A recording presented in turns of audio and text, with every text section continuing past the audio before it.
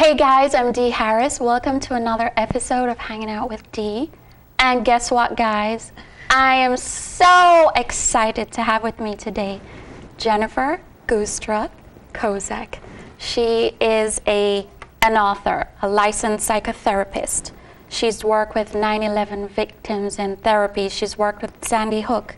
She works with people with ADHD, OCD, ADHD, anxiety, everyone. Welcome, yes, Jenn. Thank you so much for having me. Yes, and this is a picture of her book, guys. Check it out. Really cool book. My 8-year-old was fascinated by your book. He was reading it in the car. Mom, did you know? It was really cool. So, welcome, Jennifer. And we want to know a little bit, before you go into teaching us a little bit, I'm really excited to hear about that. Tell me a little bit about your life growing up. You grew up in Long Island. Yes, I did. I was one of two. I have a younger brother, and we grew up on Long Island with houses very, very close together. Yeah. So every year, you know, my family loved, we would go to Vermont. We spent a lot of time in Vermont. It's where my grandmother was, and she had a huge vegetable garden, and I got to watch her harvest vegetables, fruit trees on our property, beehives. That was my favorite part of being at her house. Yeah, that's so cool. Yes. And then you said that your dad was a very spiritual person, always into vitamins and fish oils and stuff. Yes, he would make me take cod liver oil every single day before school. Oh, that is so awesome. Now I understand why. I was disgusting. It's important, but it's disgusting, yes. And he has more supplements in his kitchen than I do, actually. My goodness. So, but yes, absolutely. He was instrumental. I mean, we weren't allowed to eat junk cereals in the 70s. Like my mother would sneak them in the house, and he would sneak them out of the house. And so he was a big proponent of, McDonald's maybe once a month. He was. So from a very young age, I was aware of the foods, and as the TV dinners came on stage, we did have them. I remember our first microwave. I remember going to the store, and the guy was showing us how to make boiled water in the microwave. They took a styrofoam cup, put water in it, stuck it in the microwave, and we all drank tea from it. Ooh, now I think about that and the plastic and what we started in the 70s and how dangerous it was.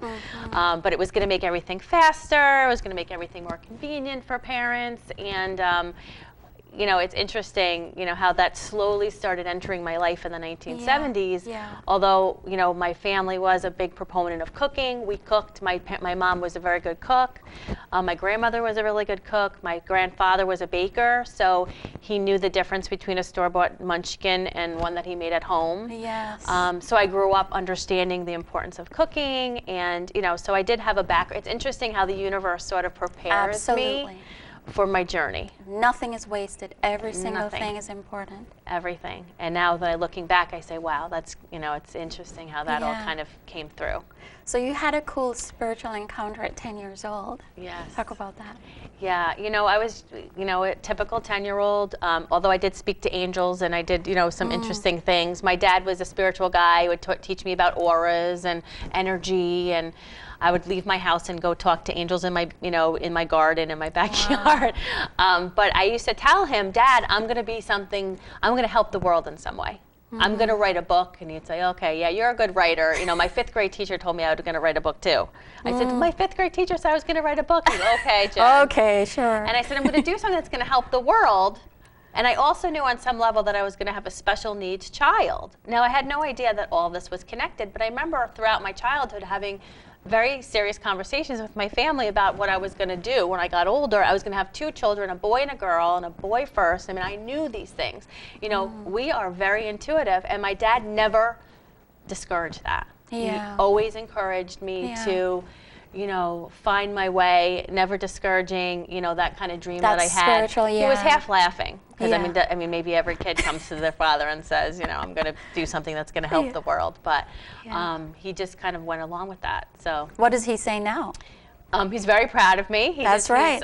Do you remind him? You did. Do you remind him? I do. And he takes out the books of the astrological charts that he was reading to me when I was young, like how I was going to be a writer. And so it's all there in black and white. It's kind of interesting to read now. Very cool. Yeah, it's cool. So fast forward, you have your master's in psychotherapy, and you were working traditional practice. I was. I worked, I got my counseling license at Western Connecticut State University back in 2000. I worked my way into a psychiatrist's office where I was primarily treating people with all kinds of disorders, ADHD, OCD, depression, and medication was always the first line of defense, you know, and alongside therapy. Yes. But even the doctors would discourage any kind of energy work, anything that sounded a little outside their mainstream Western thinking. medicine, yes. You know, they would discourage it and not, you know, so I knew it would be someplace. I always questioned, like, why aren't we doing other things? Because I was brought up in a family. My mom went to a chiropractor when I was a young child for back pain, and I knew these things were out there. I just never kind of put the pieces together, you know, until I had my own child. Yes, talk about that. Talk about Evan. So Evan came into the world 32 weeks, so he was 8 weeks premature. He was in the NICU for a long time because he had an undigested, developed digestive system. And I knew pretty much right away that there was something wrong with him. Medically, he was chronically sick. He had croup and ear infections, and you know, I always questioned, you know, what was wrong with his immune system? I didn't understand, and the pediatrician would reassure me and say, don't worry about it. You know, he's a premature baby. He'll always have a, you know, a compromised immune system. I mean, this is what the pediatricians are telling us. And I would say, well, what about the developmental delays? Well, you know, kids have developmental delays. Well, he was really delayed. He didn't walk until he was almost 2.5 years old. Oh, my goodness. He was speaking, but he was not making any sense. He was, you know, completely unintelligible. He was at 4 years old that we finally, I was, you know, wanting a diagnosis. Yeah. You know, so we were going to speech therapists and behavioral therapists, neurologists. We had an EEG done, you know, to test brain activity. They ruled out CP, you know, and I do definitely encourage cerebral palsy. Okay. They thought maybe he had a mild case. They just wanted to make sure he didn't have a brain tumor. You know, and I do encourage people to do the medical route, the mainstream medical route, because you always want to rule out worst case scenario. So to suggest we should just all go to naturopaths and like ignore, you know, that's not a good idea. But we need to coordinate these things and do it together. But so all of that got ruled out, but there was still something really wrong with him. You know, he was chronically sick. He had a lot of stomach issues, you know, stomach aches, constipation. He wouldn't go to the bathroom but every 4 or 5 days. This is what I thought was normal. The pediatrician would tell us, well, just give him some Miralax. Well, Miralax is a derivative of antifreeze and was never approved for children. But our pediatricians are just handing it out like it's candy. And a lot of kids Miralax. Just rewind for me. Did you say Miralax is a derivative of antifreeze? Yes, it has a chemical PEG, which is basically a derivative of antifreeze. I mean, it's a chemical concoction. You know, it's formulated to actually, you know, do something in the colon to, you know, to actually help children go. I mean, it's helpful for a colonoscopy. But I don't think young 2 or 3 year old children, actually there's been studies done on it that it creates an iron deficiency, an iodine deficiency, all which lead to a lot of these behaviors we're talking about. So we're just constantly chasing our tails. We're giving these kids medication, basically, that's actually doing the opposite of what we need them to do. So then your son was diagnosed with what? So he was diagnosed with something called apraxia, which is a motor planning problem. You know, he didn't have a plan. He couldn't carry out a plan to do anything that other children could do. Meaning that he had problems in making decisions. Right. And doing what we consider regular activities. Exactly. Like you put a 10-month-old in a wicker basket, you know, and they figure out how to get out. Yeah, that's called a plan. There. That would be a plan. Got it. I didn't understand that because he wasn't getting out of the wicker basket that there was something really wrong. Oh my goodness. You know, I just figured he was a happy baby. He just sat on my lap.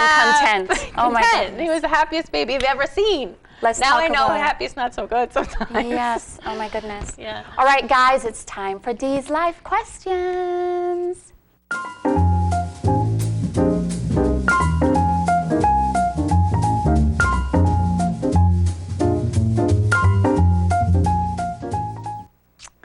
All right, Jen, how do you know what you are doing, that you are doing what you were born to do? Well, like I said before, I've known this ever From you were since 10.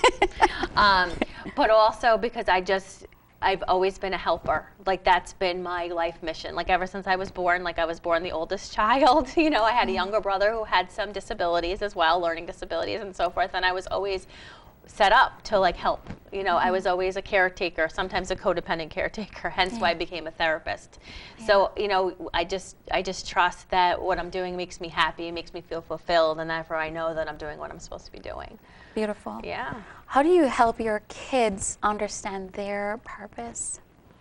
Well, you know, all of our children, no matter who they are, have a very special gift, you know, and it's about finding the gift. And I think it's also about finding what they're really good at, and it's not so much what they are, but who they are. Absolutely. You know, so many of our kids now today, or parents today, you know, judge our children by, you know, who they're hanging out with, what their grades are, and it actually really hinders their self-esteem. You know, when we start talking to them about who they are, you know, you're a loving kid, you're helping, you're a helper, you're spiritual, you're sweet, you're caring. The core of who they are. The core of who they are. Then allowing them to explore what that means for them. Absolutely. And setting up opportunities for them to volunteer at a soup kitchen, to help out with the Boy Scout, you know, to figure out who they are and encouraging that, you know, to blossom. That's beautiful. Yeah. I love that, Mom. Okay. What do you know for sure? Well, I know for sure that kids with ADHD and autism recover. And, you know, I hear a lot of, you know, some parents say, well, what are you trying to do, cure my child? Like, this isn't about a cure. This is about helping them to become healthier, happier, more well-adjusted children, children that are socializing and being a part of our world. Yeah. So many of our kids are very anxious, sleepless, you know, distracted. They're causing a tremendous amount of pain for themselves, for their family, and, you know, that's why it's so important to get this out there. You know, I know and have these you kids found get better. in your personal experience your own child has recovered? Evan is beautiful. Does he have still emerging issues with, you know, he, you know, goes to some special ed classes and everything? Absolutely. You know, I mean, it's not a perfection. He's happier, he's healthier, he's social, he's making friends. His self-esteem has just blossomed. You know, he's joining more group activities. Wonderful. He's playing with imagination. Yeah. I mean, this was a kid that wasn't playing with imagination. No one knows that that's not okay. Like, that's not normal. You know, that's not a normal behavior. So, meaning what? You know, even just playing with figures, you know. He wouldn't do that before. He really wouldn't do that before. You know, he would be very rigid in his thinking. You know, he'd see this cup, but he wouldn't see the table. He wouldn't see the room. Wow. So he would fixate. He would fixate on certain things. He would look at a light, and it would just be spinning. He wouldn't know how to play with the toy the way, you know, he couldn't. I remember one Christmas, and this was what broke my heart so badly. You know, I remember getting a little truck for Christmas, and all he had to do was pull the lever out to make the dump truck dump. He couldn't figure out how to pull the lever, and he was 4. I mean, and he would just look at it with such frustration, and he would beat his head against the floor. Oh my you know, God. he would take the truck and he'd throw it in anger because it just. Oh, I can cry. I mean, I just remember that scene. It would repeat over and over again. I mean, this was a kid that we knew had such a spiritual presence and was so loving, but we weren't able to access that until we did a lot of these things. Yeah. I feel so it. I know it works, and you know, I have over 20,000 followers on Facebook, and every single day I get a testimonial from one of them that says their child's speaking, their child's social, their child's going back to mainstream school. I mean, this is why I'm doing what I'm doing. Absolutely. That's a perfect segue, guys. It's time for I Don't Like That, Mom.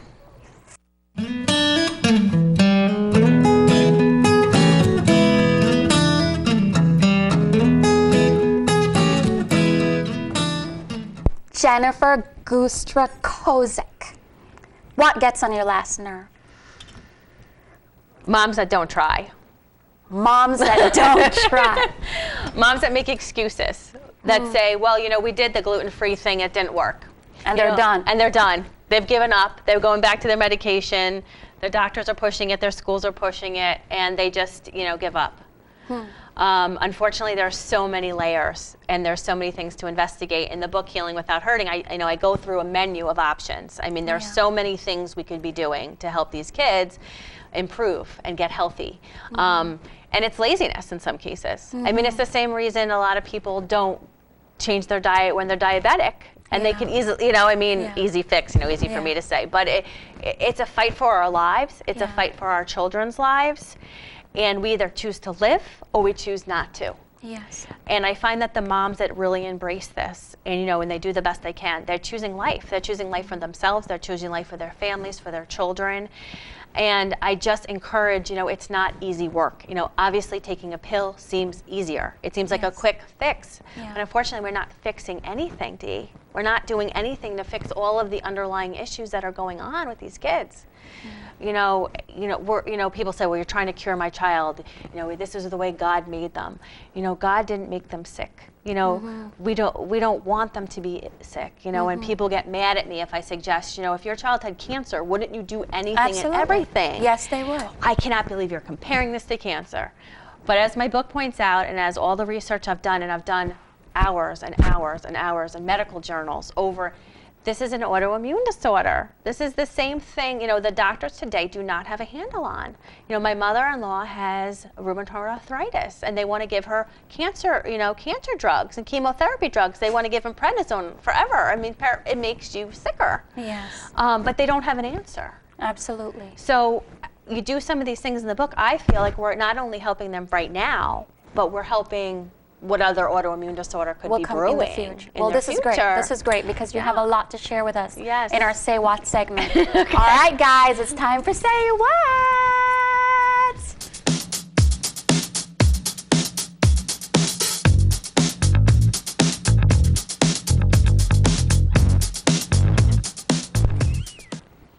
All right, guys, you know this is a segment of our show when we allow our masters to teach us a little bit and give us some insight on the body of their work.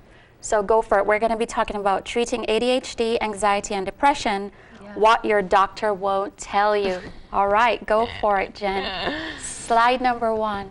So your child may be suffering from, you said, food sensitivity or nutritional deficiency. Yes, absolutely. You know, the brain is the greediest of organs and requires a lot of nutritional support in order to function. You know, minerals, for example, is one of the biggest facilitators of brain health. You know, we need iodine, we need zinc, we need potassium, we need magnesium. Magnesium is the anti-stress mineral. Without these minerals, the brain isn't firing correctly. You know, our body needs protein, our body needs amino acids, which are actually the building blocks of our neurotransmitters, you know, dopamine, serotonin, and so what most of us don't recognize or realize is that nutritional deficiencies is at the root a lot of times of these issues. And unfortunately, because of food sensitivities, you know, and I talk a lot about food sensitivities, this is the one area parents don't like because it means they can't go to Dunkin' Donuts anymore because everything has gluten and dairy, for example. But our kids are getting, you know, it's an inflammation, and inflammation is starting in the gut, and what most people don't recognize is that it's very connected to the to our brain health. So when we pull the foods like dairy, for example, actually creates a morphine type reaction in our body. A lot of these kids have chronic ear infections. There's a lot of physical symptoms. They have a lot of constipation issues because it's literally like giving a kid morphine. So their whole system slows down. They become inattentive. They become groggy or moody. Often when we pull some of these foods out of their diet, all of a sudden there's a change in their behavior. It's a huge shift. So this, you're saying, is related to dairy and gluten in many kids with sensitivities. In many cases, these are the two that, you know, studies are even showing that these are the two particularly that when we pull them, you know, those are the ones making the most difference. Although, like Evan was very sensitive to egg, you know, for quite some time. So we actually had to pull the egg. You know, he was sensitive to almonds. A lot of people switched to almond milk. But for him, that wasn't a good solution because he was also, so unfortunately, we have to kind of do some food sensitivity testing, pull all the foods for a time. And be detectives. Be detectives. Absolutely. And basically then heal the gut. Heal the gut wall, and then we start seeing improvements. Beautiful. Next graphic.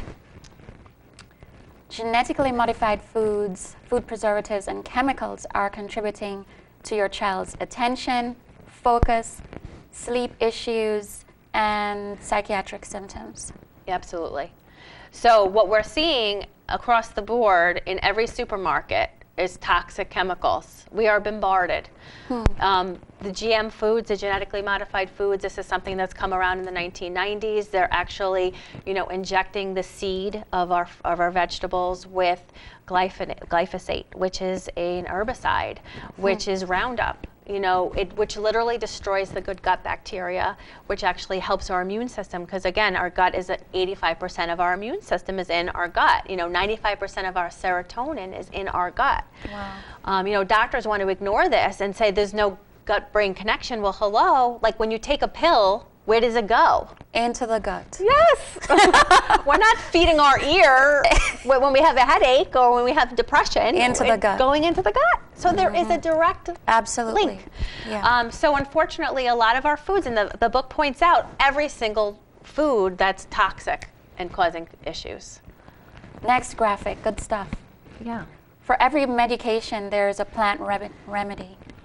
Yeah. Yeah, absolutely. I mean, they're natural medicine. This medicine's been around long before pharma came around. Pharma came around in the 1920s.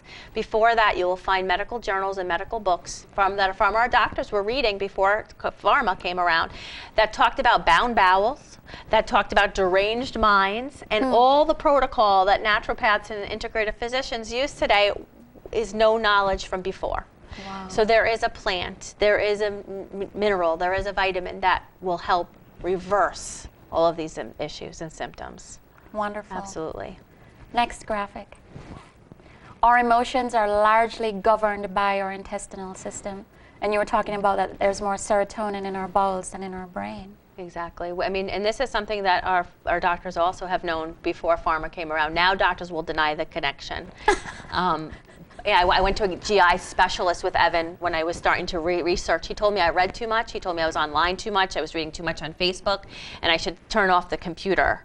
This is a guy that needs to read a little more. Yes. Hello. And it's your child. And it's my child, and I know more than he does. And I think as parents we do. And we should know better should. than Exactly, and that's why we have to trust our own gut, which is always good. I like that. That was a good one. Next graphic. Research has shown that the brain has tremendous amount of neuroplasty and that brain training can make a world of difference. What is neuroplasty? Okay. So neuroplasticity is basically that our brain breathes. It's not stagnant like we think, like our brain is formed and that's it. It's like a hard shell. That's it. You can't change. Not true. We're showing that things like neurofeedback, brain balance therapy, which is what Evan did for quite some time, all of these types of therapies, integrative reflex therapy, that the brain has a tremendous amount of ability to heal. And so after we do a lot of the biomedical stuff, we then have to retrain the brain, sort of, because it's been sort of off the track. Like I like to it's like a train getting off the track. We need to put it back on the track. Yeah. So a lot of times adjunctive therapies are very helpful. Regular OT, PT is fantastic. But what does that mean? Occupational therapy, physical therapy is very helpful. But what I noticed with that is it also addresses a symptom again. So we have to go deeper into the neurofeedback. The brain balance therapy actually deals with the primitive reflexes. The primitive reflexes are those reflexes that should have been dropped off during normal development because a lot of our children never developed normally. A lot of these fight or flight type of reflexes, the Moro reflex, all of these reflexes never get dropped off. Wow. So we actually have to train the body to drop them off so that they're not anxious. It causes a lot of a lot of issues if they're not addressed. So lots of things we can do. So that's developmental, then the anxiety that they feel and the... Yes, it's all connected. So we're dealing with it from physical, spiritual, emotional, health, we have to address every piece of this. Wonderful. To make the most difference. Yeah. Wow, you rock. We learned a lot. Thank you. All right, guys, guess what? It's time for Dee's Eats.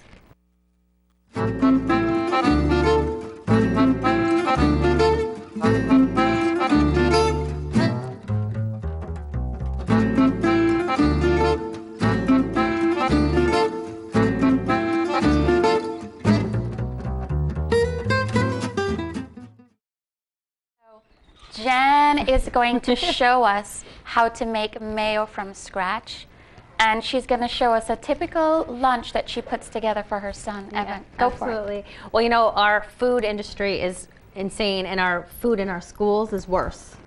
Actually, the state prisoners in Connecticut are doing better than our school kids. Are you serious? Not kidding.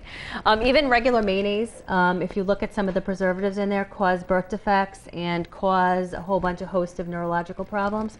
So hence why I've decided I'm going to go back to my ancestry, and I'm going to start making more of my own food. So we do the best we can. Often I'll buy organic mayo at a store, because sometimes for lack of time.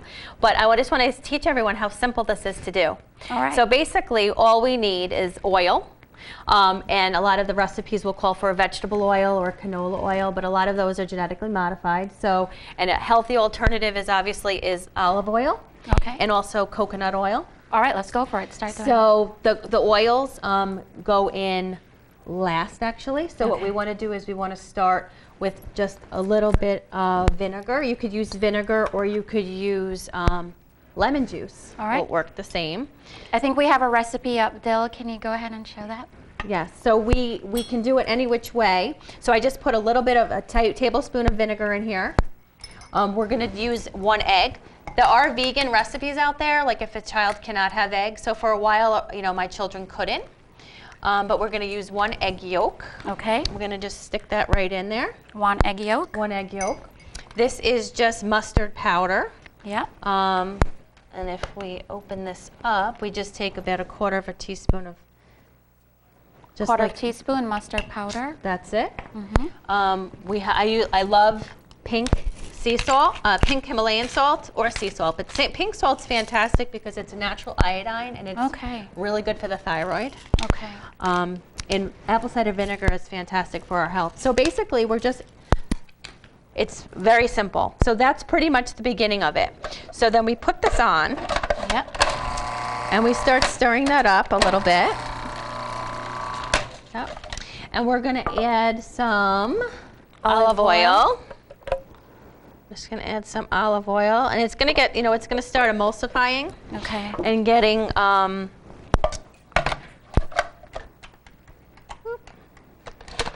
we go. And it becomes like an oily consistency. You can adjust the oil, for a little or as much as you want. Yeah. But it makes absolutely delicious chicken salad. Yeah. So we're going to put a little bit of coconut oil in as well. In a lot of recipes, coconut oil is one of the best things to heal the gut wall, actually. Really? Yep. So we use a lot of coconut oil, and it's also a natural antibiotic. There are so many wonderful things about olive oils. Coconut oil. So yeah, we use that. So we're just mixing this up, and you could use the thickness. It's a little bit of a different color than you're used to. Yeah. But it's healthy, and you know what's in it. You know exactly what's in it. Exactly. So the next thing we're going to do is, all I basically do is I take the dinner from the night before, which I made some grilled chicken. And I just throw that right in. Yeah. I just throw a little carrot and a little celery. Yeah. I put a little salt and pepper in it. And basically, in about, how long did this take me? Less than a minute. Less than a minute. I've just made a very, very healthy lunch for the kids. This is gluten-free bread, which I absolutely love. I don't know if I can, it's Dee Bakery. Yeah. Which is millet bread, which is what the birds eat. Oh, cool. Let's do it quickly. We have like 10 seconds. It's very, very easy. So basically, we're just going to make, this is my sandwich. We're just going to scoop this out, just like this. This is great, guys. And basically, the kids are going to get a fruit snack, which is going to consist of real fruit, not fruit snack plastic fruit. So we cover this up. And we cover it up, and that's pretty much the lunch. Let's see the fruit. So we put fruits here, and this is what would be lunch, right? This is lunch. All right, guys. No excuses. You can do it. Thank you so much, Jen. Thank you so much. This has been amazing. Thank you, Dee. Parents of kids who have ADHD or autism, there's hope. You can do it. See you next time. Thank you. Bye.